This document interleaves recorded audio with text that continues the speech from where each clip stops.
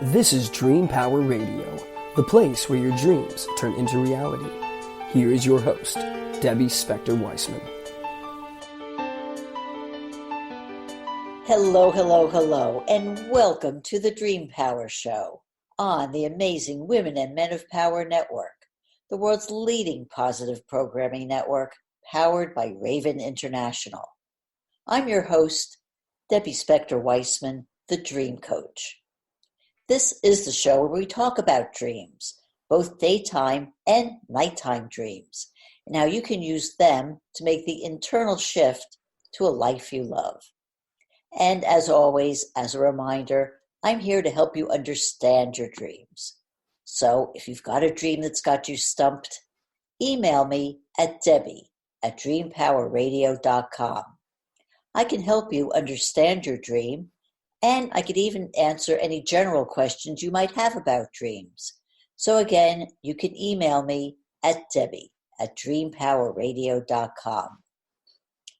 Well, we talk a lot about how to live your dream life on this program. And even in my introduction, I talked about the internal shift you have to make inside you to help you achieve your goals. It sounds easy enough, but in truth, it's just not as simple as saying, I want to make a change. Intent is important, yes, and it's a very critical first step. But to turn intent into action, and by that I mean real, lasting action, takes more. And most of the time, it's just simply impossible to do it on your own because of deep-seated subconscious limiting beliefs you probably don't even know you have. My guest today, coach, author, consultant, Heather Elliott, knows this firsthand. And now she helps people make that internal shift through her process called mindful change. She's here to tell us how it works and the results it could bring. So welcome to the Dream Power Show, Heather. Thanks, Debbie. Good to be here. Oh, and my pleasure as well. Your practice touches on a concept that a lot of people probably have heard of, but maybe they don't totally understand it, and that's called mindfulness. So can you give us your definition of mindfulness and how it relates to what you do? Sure.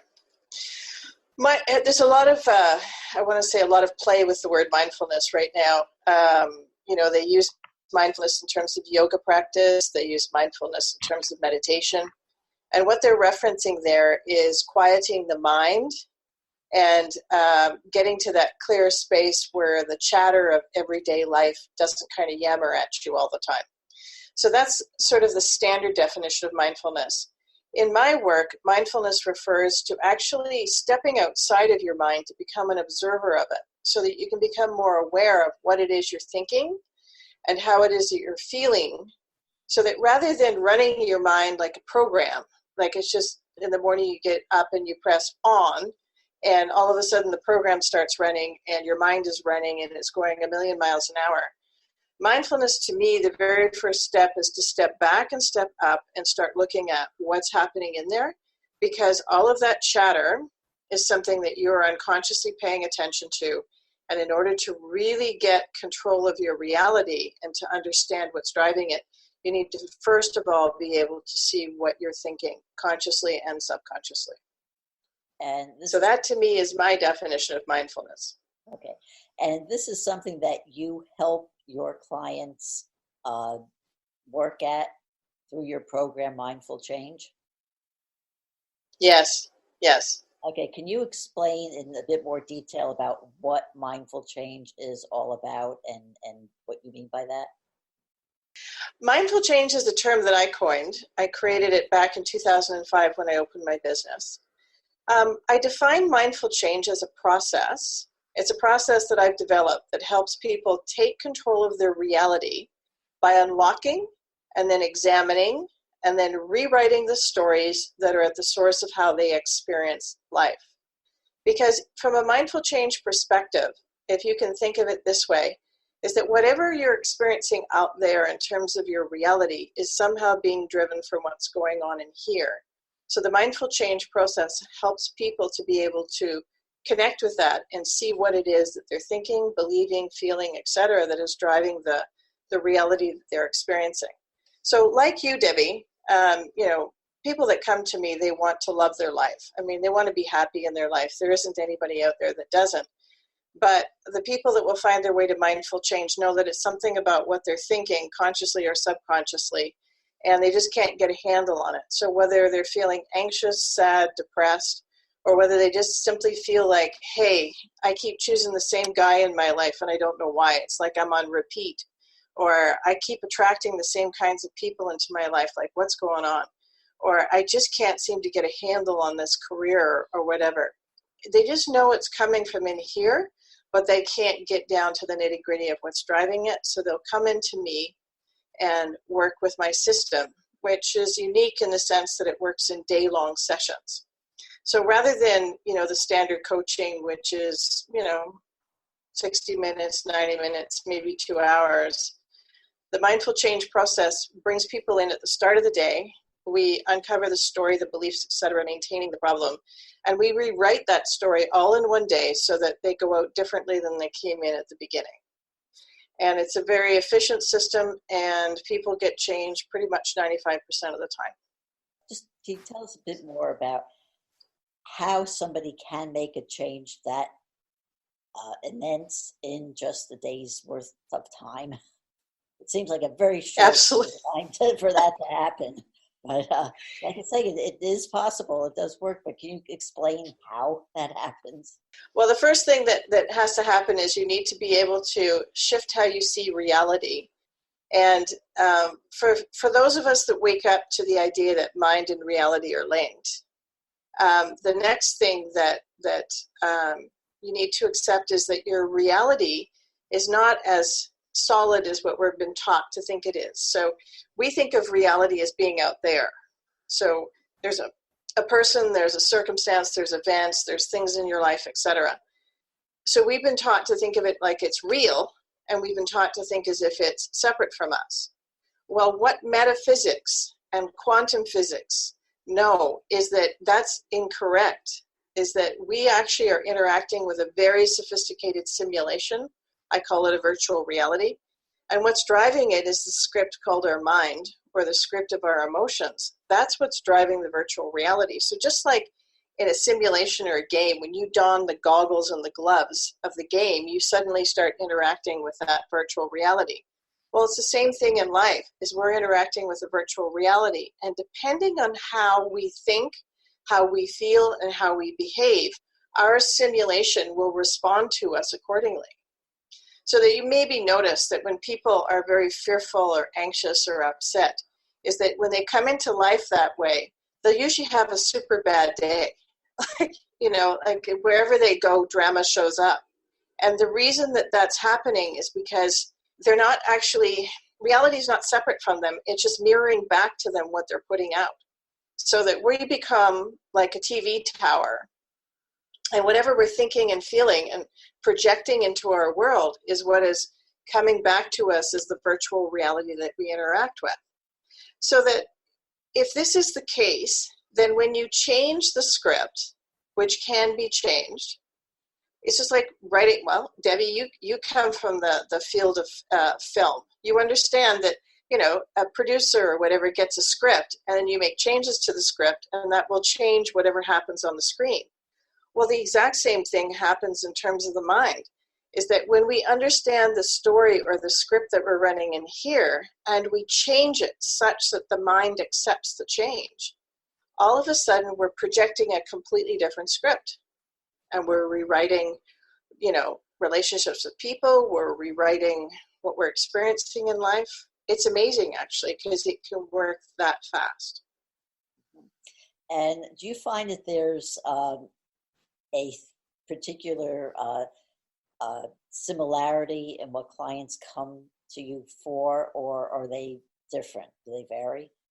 It varies. It just depends. In the beginning, I worked with a lot of people that had gone through separation and divorce and were feeling pretty crappy about themselves.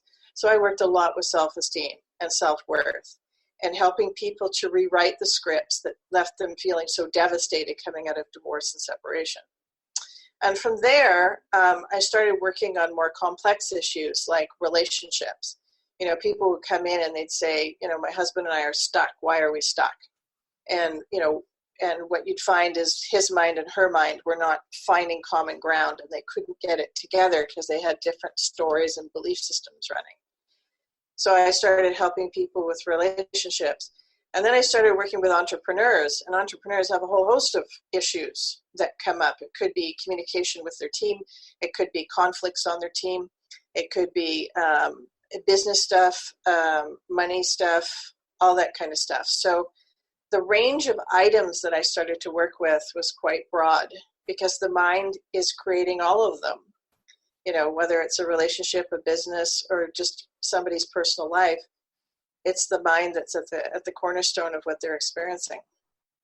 So somebody comes to you for the first time, and maybe they're not exactly sure, like they say their life isn't working, but maybe they're not exactly sure why. How do you figure out where to start with them? Okay, that's a really good question. People that come to me fill out an intake form before they come to me.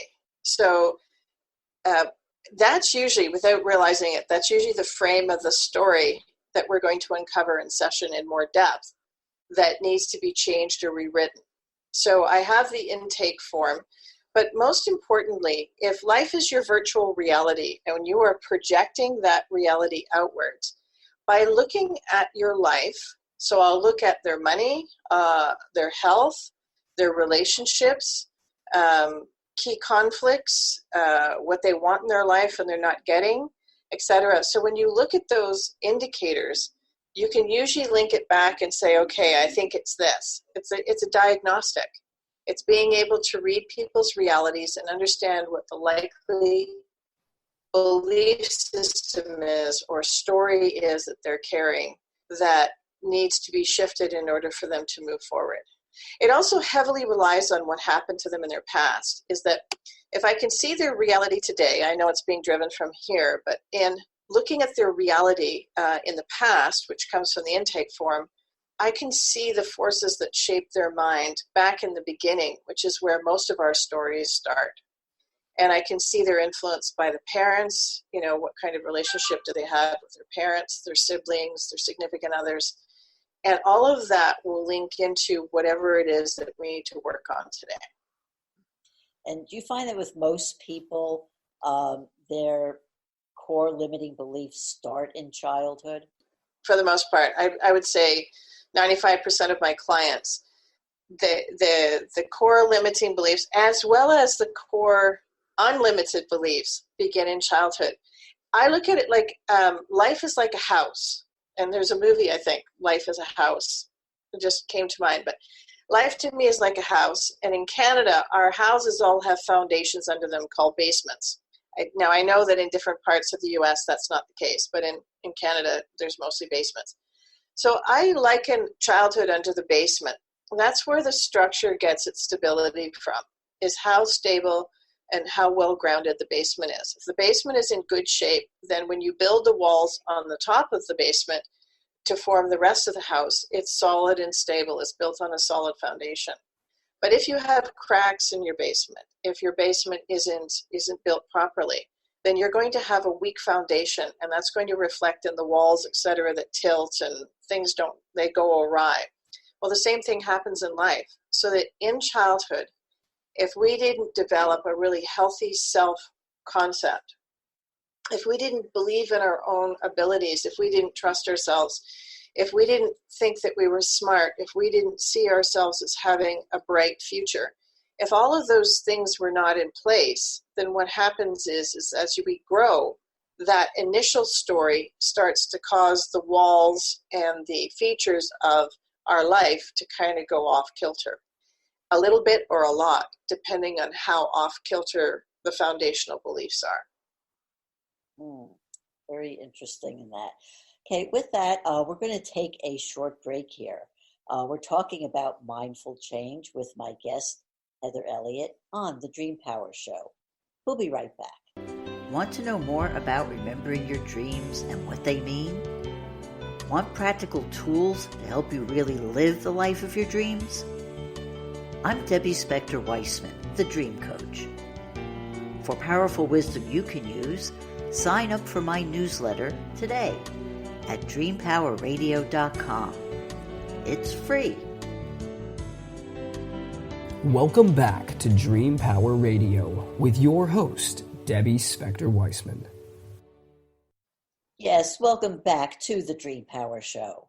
I'm your host, Certified Dream Life Coach, Debbie Spector-Weissman. And we're talking about mindful change with my guest, Heather Elliott. Heather, so you talked a bit about your process.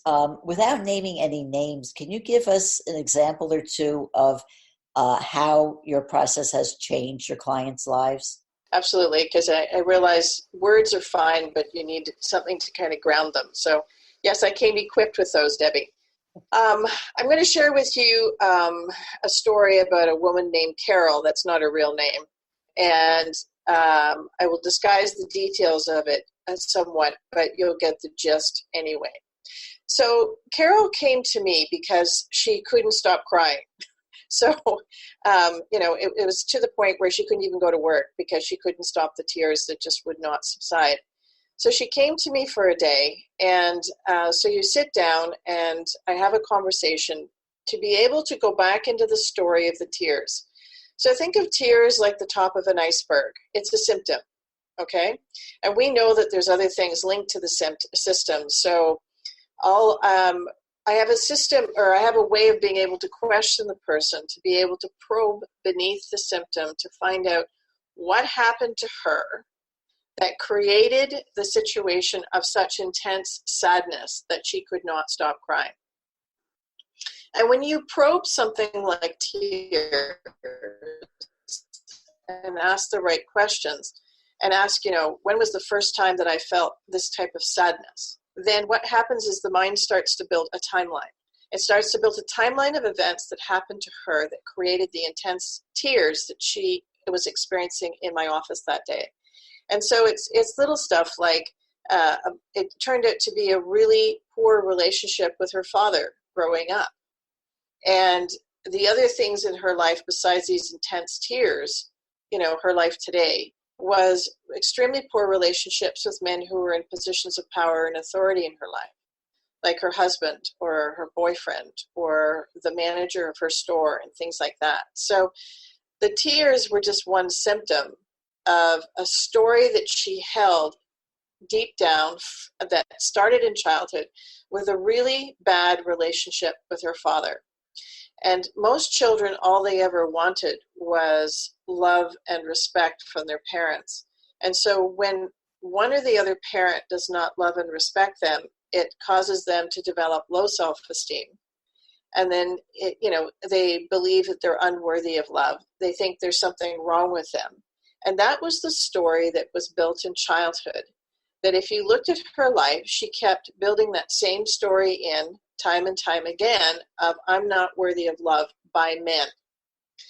The interesting part was she had a great network of friends, so there was no problem with people like her peer group. She had a great relationship with her mother and stepfather, but with her husband, the boyfriend, with her the manager in her store, she could not develop healthy relationships with them. They were all built on the need for them to love her and their inability to do so. It's like she got trapped in the story of her childhood where her father didn't love and respect her, and then every significant male relationship after that mirrored the same problem over and over and over again. And you can see the timeline go right through her life. Does that make sense, Debbie? Oh, absolutely. And so through your process, okay. He was able to stop that process going? Yes. She resolved it. So, and resolving it is about, if you can think of the core belief holding the story in place was, I'm not worthy. Like I've done something wrong. There's something wrong with me. And there were many complex things about her that she was, I want to say, disrespecting and disregarding. So putting that all back together, think of it like Humpty Dumpty has to come all back together because self-esteem has been cracked apart through repeated interaction with a father that has given her the message that she's wrong for being herself, that there's something wrong with her, that it's not lovable, she should be strong in other ways, and blah, blah, blah. So it's like Humpty Dumpty. She's all fractured in there. So the process is about putting those pieces back together in her adult brain so that at the end of the day, she's not some fractured child, but at the end of the day, her emotions are that of the adult woman that she is. So that's what we did in her day. But the interesting part is how quickly it affected her reality. Because when I said to you that life is a virtual reality, that's the coolest part. Is sometimes there are spontaneous things that happen in a moment that change everything. So coming out of process, she was feeling much better. She went back into her job, and the first thing she did was have a communication with her manager to say, you are never to speak to me that way again, because if you do, I'm out of here. Okay, that was number one. But the most cool thing is that within a week of her returning to work, the tears had stopped, she was fine. The two other managers that had been a problem for her, they just suddenly left the store, and she was no longer involved with them. It's like they disappeared from her life because she no longer had a need for that type of relationship with a male, and so they just moved off. And that's not the first time that kind of thing happens, but it's the spontaneous shift in your reality that when you really heal, I call it, heal those fractured thoughts about yourself and bring them back into loving alignment with who you are, all of a sudden your world starts to show you different things, and in this case, her world showed her, the loving respect that she now had for herself, and her world instantly changed and updated. So that's one example of that. Yeah, and you also said that you do work with entrepreneurs. So on the business end, can you tell us how your program affects people in the business world? It's interesting. As an entrepreneur, you have to be able to trust yourself, okay? Because let's face it, as a solopreneur, there's only you and there's nobody else. So if you don't have a lot of confidence and belief in yourself and that kind of thing, then your business is going to struggle. And that's probably the biggest thing that I help entrepreneurs with in the beginning is, I want to say, rebuilding that belief in yourself. But the fascinating part, I worked with this one entrepreneur, and she was trying to launch a business, and it wasn't going well. So we repaired inside her this belief in herself and this trust in herself. And you would think that that would then go off and impact her business. But interestingly enough, it didn't. What it did, though, was send her off on a path in her own life, is that she realized that the business is not my priority right now. My priority is over here. She had a family member that was in deep distress.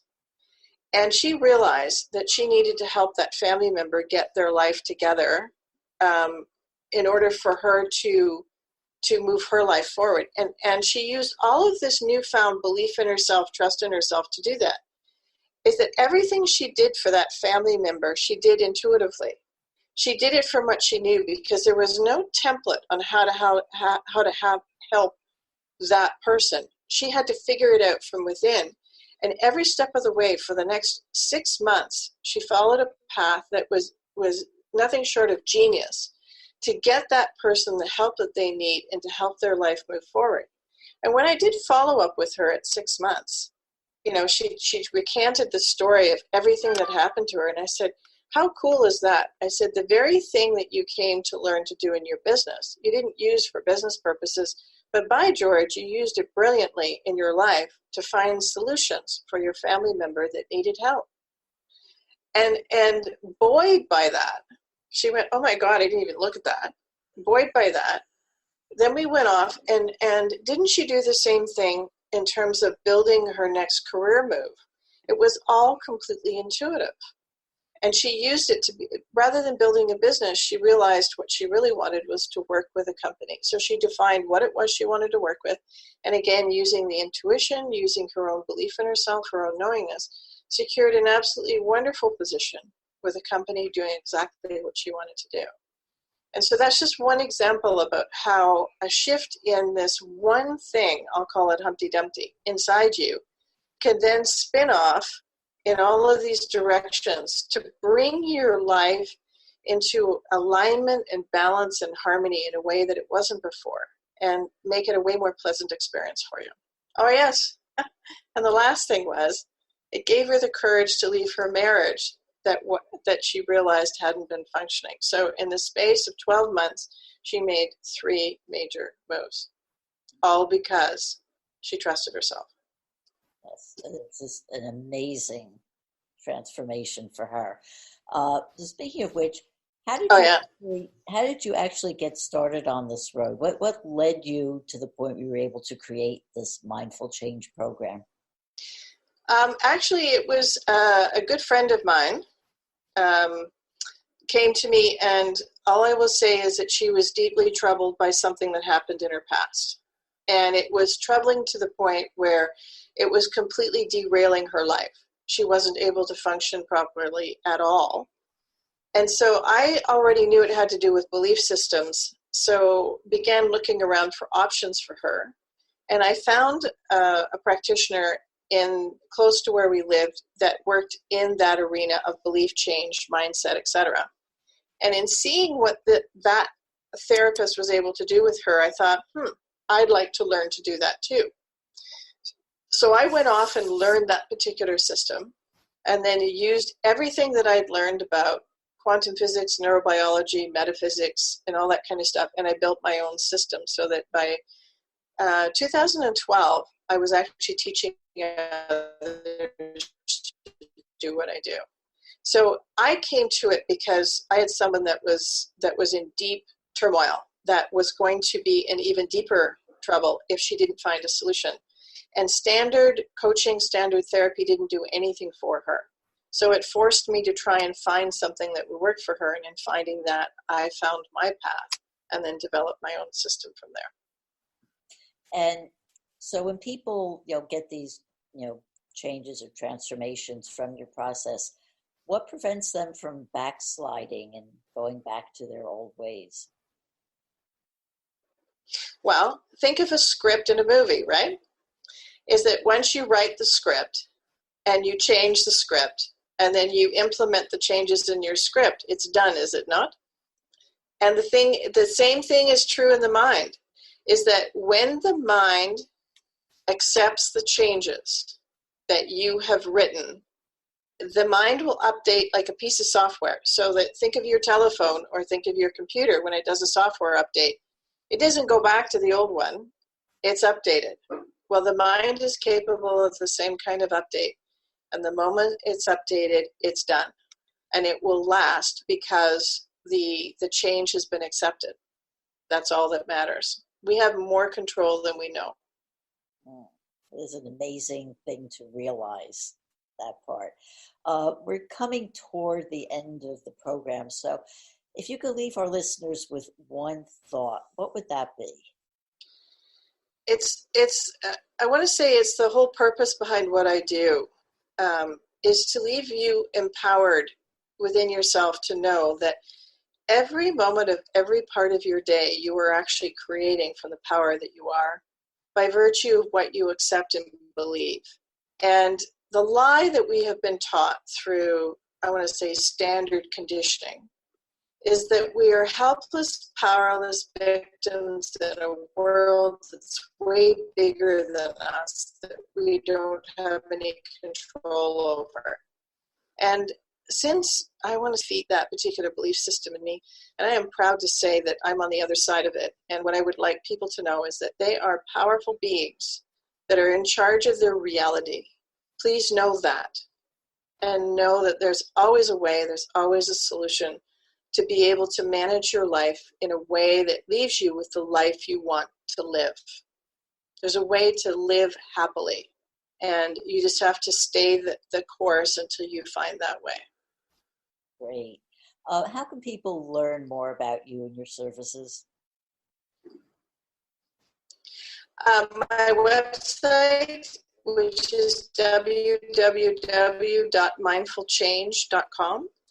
And I wanted to leave your listeners, watchers, with the message that if you would like a complimentary 20-minute consult, you may contact me at heather@mindfulchange.com, and I would be delighted to do that with you. If you would like to ask a question, know more about my work, or if there's something in particular you would like to understand better, I would be delighted to speak with you. Wonderful. Well, thank you so much for being on the Dream Power Show, Heather. We've been speaking with Heather Elliott about mindful change. I hope you've enjoyed the program. Until next time, this is Debbie Spector-Weissman saying, sweet dreams, everybody. You've been listening to Dream Power Radio with your host, Debbie Spector-Weissman. For more information on Debbie or to sign up for her newsletter, go to dreampowerradio.com. This has been Dream Power Radio on the amazing Women and Men of Power Network, the world's leading positive programming network, powered by Raven International.